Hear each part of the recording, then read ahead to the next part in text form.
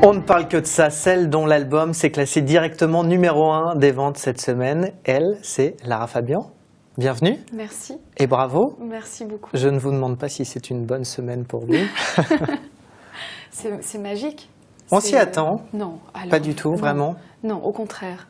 Enfin, je ne dis pas au contraire au sens négatif du terme, mais au contraire, on reste prudent et très très humble quant à la réception d'un album. Il y avait quand même un petit objectif dans la tête quand même? Certainement, certainement, et tout le monde travaille dans ce sens-là.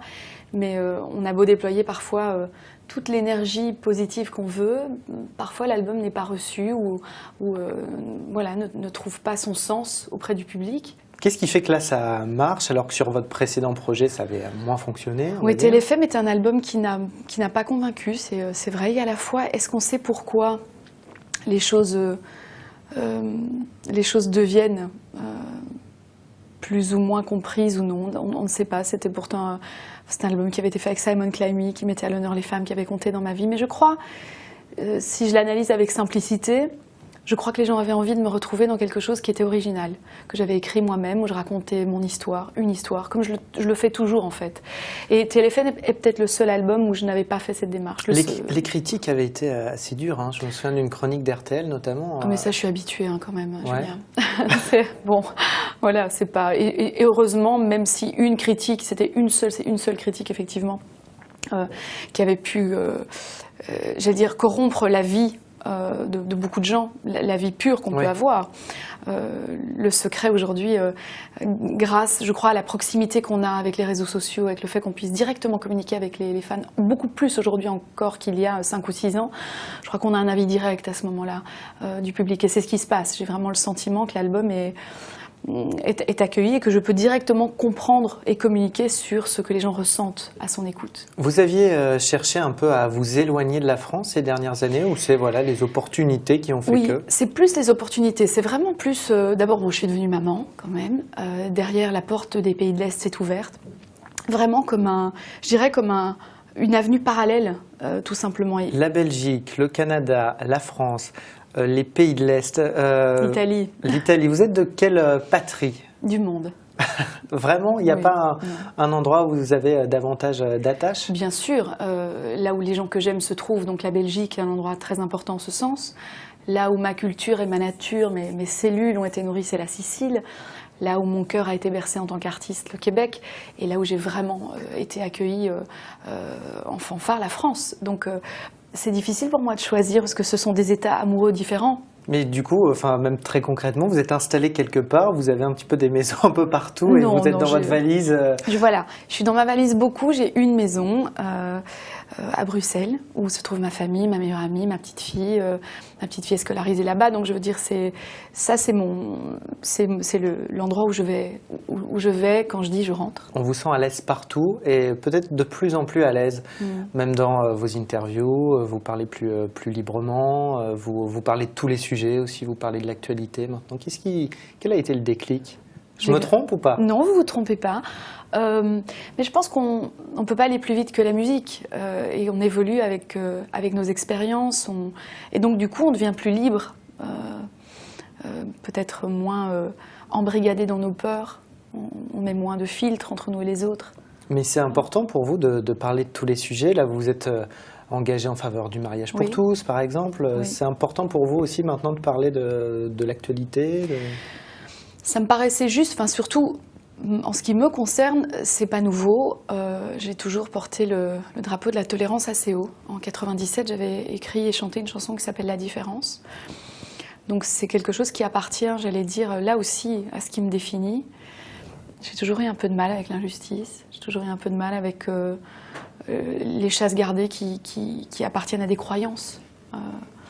Alors après, je peux comprendre que certains sont élevés d'une certaine façon, ont peur quand on les déstabilise dans leur fondamental, certes. Mais quand on en arrive à de telles violences comme celles qui se passent aujourd'hui, j'ai un peu de mal à trouver quelque argument que ce soit qui puisse justifier une telle violence. C'est pour ça que je me suis postée pour l'amour et contre cette violence. Vous pourriez aller plus loin si demain un homme politique vous demandait son soutien? Je pense que la musique est beaucoup plus puissante quand elle s'ancre à ses valeurs, quand elle continue d'avoir la vertu de calmer les âmes, que lorsqu'elle s'unit à quelque politique que ce soit, qui de toute façon divise. Voilà. Je crois que la musique peut fédérer bien plus. Je continue de colorer mon univers de ce qui me touche, de ce qui m'habite. Non pas que le monde ne m'intéresse pas et que ce qui politiquement se passe ne me touche pas du tout. En ce sens, je suis une citoyenne comme les autres. Mais je ne pense pas du tout avoir les arguments ou les armes qui me permettraient d'avoir le regard le plus juste sur les choses. Et pour moi, la justesse, c'est capital dans ce que je fais. Alors Lara, on parlait de liberté tout à l'heure. La liberté, c'est cette une de gala et cette série de photos dont on a beaucoup parlé. C'est vrai, oui. Où vous posez nu. On vous a beaucoup raillé après cette série de photos, voilà, sur les réseaux sociaux ou dans certaines émissions. Mais je suis pas d'accord avec vous. Encore une fois, c'est 2 commentaires qui ont été tweetés, 2. Et vous oubliez de parler des 90% de commentaires qui étaient positifs. Vous, les retours, ce sont lesquels, Ben, c'est certainement pas celui de l'humoriste qui s'est fait des choux gras dessus. Ouais.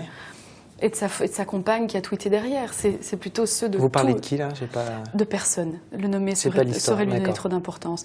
Et de toute façon, la réalité derrière, c'est que les gens, eux, ils ont battu des records de vente, paraît-il, ça je ne le savais pas, mais on me l'a appris aujourd'hui, et que les gens, eux, ont trouvé que c'était le reflet d'un état d'âme, que cette photo était vraiment juste par rapport à ce que je dégage en général, comme vous le disiez tout à l'heure sur les plateaux.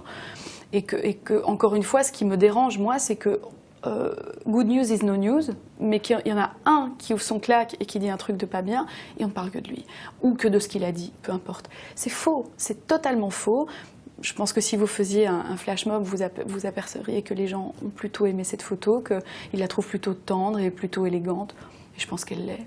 Et ça vous amuse, là? Il y a pas mal de parodies maintenant sur Internet. Il y a même un site où les gens posent, on le voit à l'écran. Oui, tout à fait. Oui, absolument. Ben oui, pourquoi pas. Pose comme Lara, joue-la comme Lara, voilà. Ouais, tout à fait. Non, mais c'est rigolo en même temps, pourquoi pas. Voilà, ça, je trouve que ce sont des digressions... c'est super drôle. Ce sont des digressions tendres et drôles. Et puis moi, je suis la première, là, pour de bon, mes origines sont très belles. Je suis vraiment capable de rire de moi. Donc ça me pose vraiment... Aucun problème, au contraire. C'est une bonne transition d'ailleurs, parce que vous avez répondu à Yann Barthès et aux équipes du Petit Journal, dont vous êtes une des cibles, on va dire ça comme ça. Vous leur avez dit, moi je veux bien venir au Petit Journal. Mais bien sûr je veux. Et ils ne veulent pas. Ben non, il ne veut pas. Dans le public, il a dit. Un chroniqueur qui aurait dit la semaine dernière, ouais, qu'elle vienne, mais dans le public. C'est quand même incroyable. Moi, j'ai aucun souci qu'il m'invite, mais je suis là. Mais comme je disais, avec beaucoup d'humour et de tendresse, il risquerait de me trouver sympathique. Donc ce serait dommage, ça casserait le business du Petit Journal. Il aurait du mal derrière à dire du mal bon. Vous l'avez appelé, Yann Barthès? Non. Vous avez envie de lui adresser un message? Non, je ne l'ai pas appelé. Et le seul message que je peux lui adresser est en allant jouer sur le terrain où il se sert de moi. C'est tout. Je ne vais pas aller lui téléphoner ou aller prendre un café avec lui. Mais par contre, aller à l'endroit où il parle de moi pour échanger, pourquoi pas? Mais pourquoi pas? J'ai pas de souci, moi. Et puis, vous savez quoi, je crois que ça fait partie du métier de chacun de prendre la place qu'on lui a donnée et de la revendiquer. C'est ce qu'il fait, tout simplement. Lara, pour terminer, le petit rituel de cette émission, si je vous demande de faire un tweet après ces quelques minutes qu'on a passées ensemble, qu'est-ce que vous pourriez en dire? Quel beau regard, merci pour ce moment.